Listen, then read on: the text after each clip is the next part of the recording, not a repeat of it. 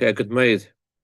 Tonight is the Ushpizin of the Reb Marash and the Ushpizin of Yosef Atzadik. The Reb Marash is famous for his teaching that although the world says when there's an obstacle, try to go under the obstacle, try to avoid the obstacle. If you can't, and only if you can't, then try to go over the obstacle. The Reb Marash said, I say go over to begin with. At the outset, go over. So this teaching, the Reb Marash, is very in sync with the Ushpizin that the Zohar talks about. The Zohar says that the Ushpizin tonight of tonight, the guest in the Sukkah tonight, the leader of the celebration tonight, is Yosef Hatzadik. So Yosef Hatzadik, the word Yosef, the title of Yaakov's son Yosef, means to add. When Rachel gave birth to Yosef, she said, "May God grant me another child." And the Hebrew words, may God grant me another child, also can be read to mean, may God give my child the power to transform someone who feels like he is another, like he is a stranger, help them feel like they really belong. Help them feel like they're really part of the Jewish people, like they're a child of Hashem, they're not a stranger. That's the unique power of Yosef Atzadik, that his energy is about helping a Jew who feels distant, feels disenfranchised, feels he's not part of it, to help him feel that he is part of it, that he is one with Hashem. So the Rebbe Marash himself would travel to inspire Jews who had these challenges. As the Rebbe mentioned in his very first discourse, how the Rebbe Marash once went to Menton in France, and there was a Jew there who was drinking non-kosher wine. The Rebbe Marash said to him that non-kosher wine contaminates, it desensitizes the heart and the mind. Be a Jew. And that's that one sentence that Rebbe Marash transformed him. So in this teaching of the Rebbe Marash, go straight over, we see how he himself used this teaching to inspire Jews in a way that was completely beyond the limitations and boundaries of nature. He just said one remark to this guy, and this completely transformed his life. The word Yosef also means to add, to go beyond. It's not like first there is the regular, and then we're going to go beyond. Yosef means at the outset to go beyond. So the word Yosef, to add the title of his name, is very in sync also with the teaching of Rebbe Marash to go over, because it's not like first there is A and now let's go over. At the very outset, the word Yosef means to go beyond, to add, to go beyond. In other words, not first try to do the regular and then add. Yosef means just add. In other words, it approaches to go beyond. So on that note, I wanted to discuss tonight a teaching of Rebbe Marash about the study of Tanya. Tonight's my father's yard site, whose name was Rabbi Yehuda Aryeh Leib ben Mordechai Alevi. And I, Baruch Hashem, try to study a chapter of Tanya every single day. And one day I was in the Lev Yitzchak Shul on La Brea, and I was looking for a Tanya. And I chose a Tanya, a small little Tanya. I discovered this Tanya, go on that side. I discovered this Tanya actually belonged to my grandfather, who had never visited Los Angeles. So I felt like Hashem was like winking at me, like, this is good. Keep on studying Tanya. This is something that your father's father and way before that, all I've done in generation to generation.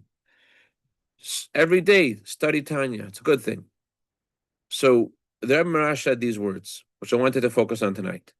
He said, if someone memorizes the Tanya, or they're careful to study the Tanya every day without missing a day, they merit to ascend to the chamber of the Alter Rebbe, and they could hear teachings of the Alter Rebbe. That's what Rebbe Marash said. And as the previous Rebbe said, that when you study Tanya every day, Not only is it merit for you, it's a merit for your children. I want to share a few stories which underscore the power of studying Tanya every day, and how Hashem guides the tzaddikim to nourish Jewish souls through the Tanya. So the first story I want to share with you is about Rabbi Gershom Mendel Gorelik. Olav Shalom, he was sent by the Rebbe to Milano to serve as the Rebbe's emissary to Italy, and he and his wife, Rebbetzin Gorelik Zeingesund, were very excited about this position. They're excited about doing the Rebbe's work, and they left on the 12th of Kislev in 1958. And before they left, the Rebbe gave this couple a Tanya, and the Rebbe said to them, "You don't know who you might meet on the plane, and so take this Tanya. This might be helpful to someone you might meet in the plane. They may need this." So it was a very exciting thing that they were going off to Italy, and the Hasidim went with them to the airport. There was sort of a farbrengen to the chagrin of the stewardesses on the plane. There was a little bit of a farbrengen on the plane itself. In those days, in the 1958, you can get on the plane too, before the flight took off. And so another chassid had brought a copy of the Rebbe's most recent farbrengen at the time. They wanted the farbrengen to be printed and given to this couple before they left. So he brought it on the plane. And so they're on the plane, and the plane takes off. And now he has a mission from the Rebbe. You might meet someone on the plane that needs a Tanya. Who is that? So he goes up and down the plane, to the chagrin of the staff of the plane. He's going from the first class to economy, trying to find who might need the Tanya, who might be Jewish. He can't find any Jews in the flight. He goes back to his seat, and there's no longer, a few minutes after he sits down, a very well-dressed man comes over to him, and he asks him, "Are you perhaps a Chabadnik? Are you perhaps a Lubavitcher?" So Gorelik said, "I am." So he asked him, "Do you perhaps have a Tanya with you?" Gorelik was like really surprised. He's like, "Can you tell me why you're asking this?" He said, "Well, I'm on the way to business, going to Paris, and I asked the Rebbe for a blessing for my business trip, and the Rebbe told me that it's good to take holy books to read on the plane, and I should study. Especially, it's good to study Tanya while you're on the plane. So I asked the Rebbe, how will I get a Tanya?" Sounds like a silly question. That's what he asked the Rebbe. How will I get a Tanya? The Rebbe said, "You don't know who you might meet on the plane. Go on the plane, you don't know who you might meet in the plane. They may have a Tanya for you." So the Rebbe arranged that this man should get the Tanya. I can only imagine seeing the divine providence and seeing the Rebbe's direct involvement in his being able to study Tanya. He probably studied the Tanya in a lot more meaningful way than than just like, "Oh, I'm studying Tanya again today because I studied every day." He probably felt really touched that the Rebbe sent his emissary to Milano a Tanya so that he might meet someone on the plane who needs a Tanya. Anyways, that's story number one. Story number two actually took place on Sukkot.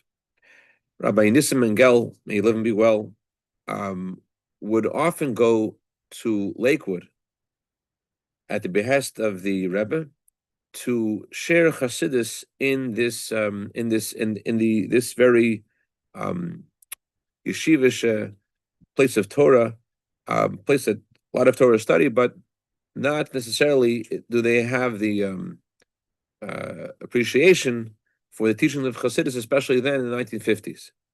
So Rabbi Mengel would often go to Lakewood, and the Rebbe at that time would make a farbrengen for yeshiva students during Sukkot, and the day after the Rebbe made this farbrengen, Rabbi Mengel was summoned to the Rebbe's office by Rabbi Chadakov. He said, "The Rebbe noticed that you're here. You came to the farbrengen. Why aren't you in Lakewood?" So he told Rabbi Chadakov, I wasn't here Rosh Hashanah, I wasn't here Yom Kippur, and now I want to be here. I mean, am I not allowed to be by the Rebbe at all? Rabbi Chadakov, no nonsense. Rebbe's secretary said, "Are you arguing with the Rebbe? The Rebbe wants you to go to Lakewood, and the Rebbe said you should take with you a lulav and esrog, And you should also take with you a shyness, as the custom is on the Hashana Rabbah, that we hit the shyness in the ground. Take with you a shyness. Rabbi Mangel was incredulous. Does that mean I'm supposed to stay there in the entire Chol Hamoed Sukkos until Shana Rabbah?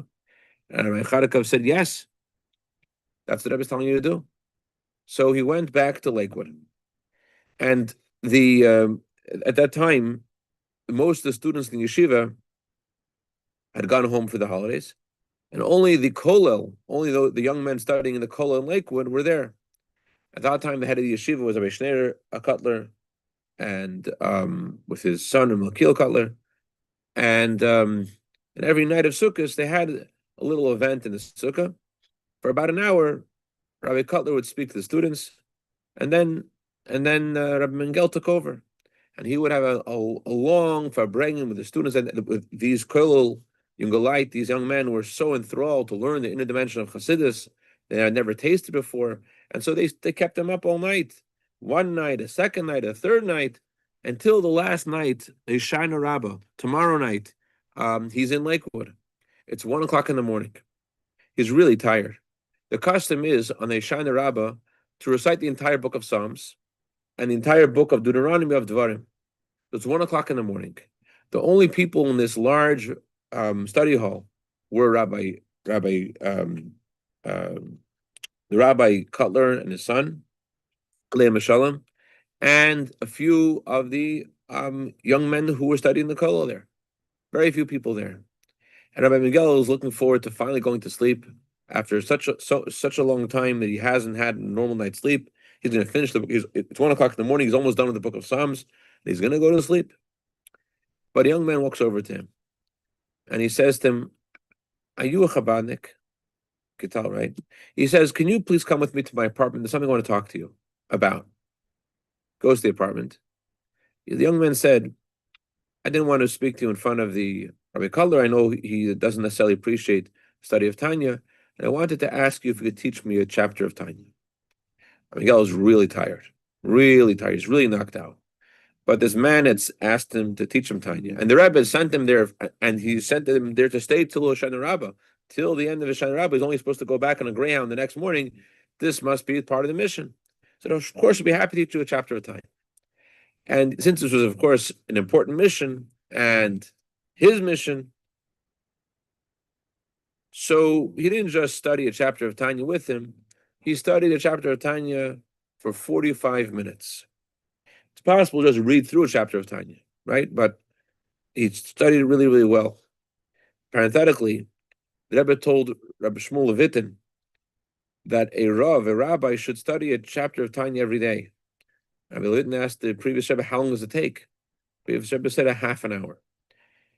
The longest chapter of Tanya doesn't take more than a few minutes to read through it, but to really read it properly, it takes some time to understand it, to internalize it. So 45 minutes later, they had finished the chapter of Tanya. Rabbi Miguel is now looking forward to going to sleep. I hate to bother you, this young man says to Rabbi Mengel, would you mind teaching me one more chapter of Tanya? I'm going to say no. Okay. He sits with the guy, and again, he teaches him a second chapter of Tanya. But again, not just going through the motions, really learning it well, in depth, the commentaries, the comments of our Rebbeim, of the Rebbes, of Chabad, the generations, and the Tanya, teaching him to him really well. 45 minutes later, an hour and a half after he first started, he finishes the second chapter of Tanya. Now the guy says to him, I'm really sorry to do this to you. I can tell you're really tired. Would you mind teaching me one more chapter of Tanya? At this point, Rabbi Mengel's eyes are closed and he can't do it, but he pushes himself and he teaches him a third chapter of Tanya for another 45 minutes. They finish the third chapter of Tanya.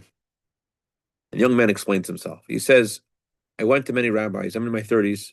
I wanted to find a shidduch. I wanted to find my soulmate. And all the rabbis' advice that I took, that I sought counsel, didn't give me advice that worked for me. And I know that Rabbi Cutler and the Rebbe don't see eye to eye and everything, but I had no choice. And I'm a student of Rabbi Cutler, but I wanted to ask the Rebbe's blessing. So I went to the Rebbe. The Rebbe told me I should study a chapter of Tanya every day, and shortly I will find my shidduch. So I started doing that. And today, he said, Hishana Rabbah, tonight, we got engaged. And I wanted to show my appreciation to the Rebbe and not just study one chapter of Tanya, but to study 3 chapters of Tanya. That's what he said. And he asked Mengel if he's going to go back to visit the Rebbe, which he said, yes, I'm going the next morning. I'm going to get to Crown Heights before the holiday of Shmini Atzeres. So he asked him if he would take a letter with him to the Rebbe. He wrote a letter. And the day after Simchas Torah, Rabbi Mengel had an audience with the Rebbe, and with a very broad smile, the Rebbe said to him, he wasn't afraid to tell you that he studies Tanya. That clearly was with the mission that he was meant to do, and he did successfully.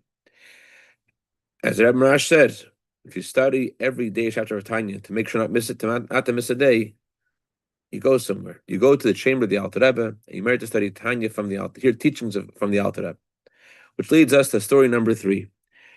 Rebbe Ephraim Steinmetz, Olav Shalom, was a businessman who would often travel to Japan. In 1970, whenever he traveled to Japan, he would first have an audience with the Rebbe, and he had the Rebbe gave him a lot of attention. And so whenever he went to Japan, he would have an audience, he would get a blessing. But this time, when he went to Rabbi Chadaka, the Rebbe's secretary, he told Mr. Steinmetz, the Rebbe is completely overwhelmed right now. I can't give you an audience. Just there's no time. So Mr. Steinmetz said, well, can you ask the Rebbe at least for a blessing for me?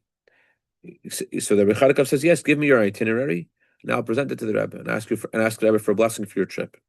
Okay?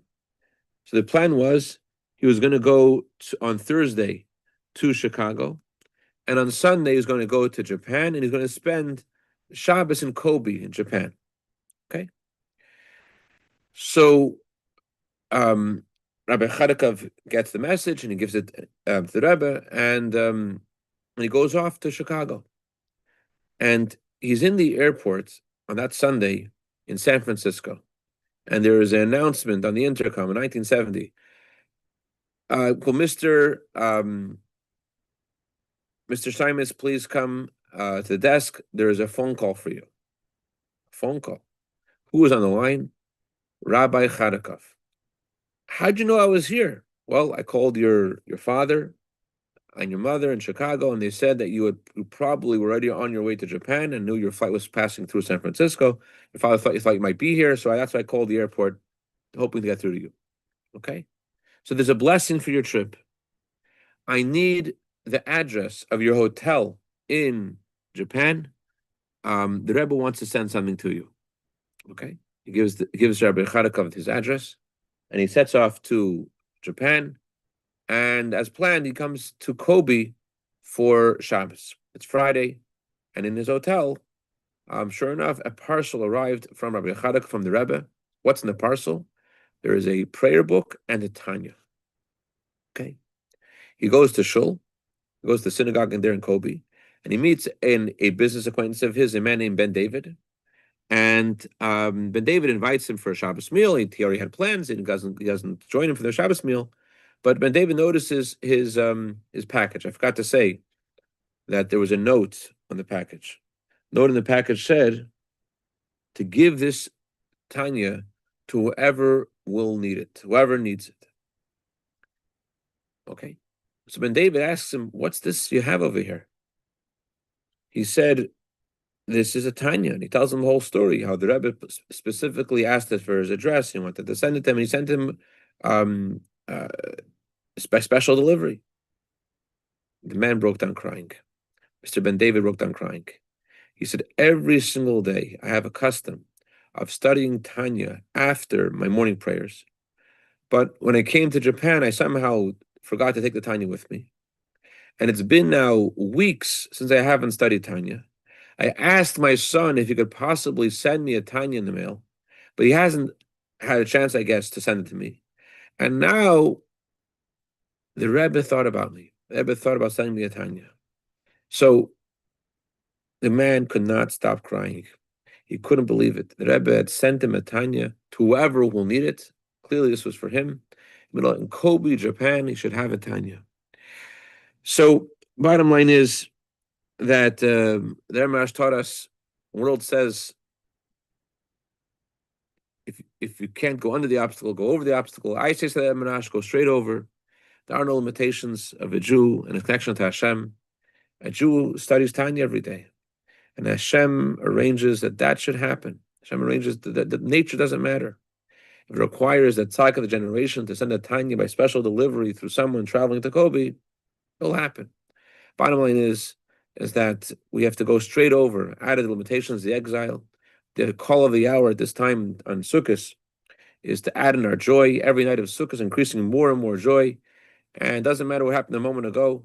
Tonight we have to add in more joy than ever before, and to break down the limitations of the exile, and to come with Mashiach Tzidkeinu, when Hashem will Yosef Hashem Shenis Yodeh, will God will again, as the name Yosef means to add, God will again stretch forth His hand and gather us all to Eretz Yisrael with Mashiach Tzidkeinu. We should see it happen tonight, mamish, b'karav mamish. Al kutamayid, afelech hamayid.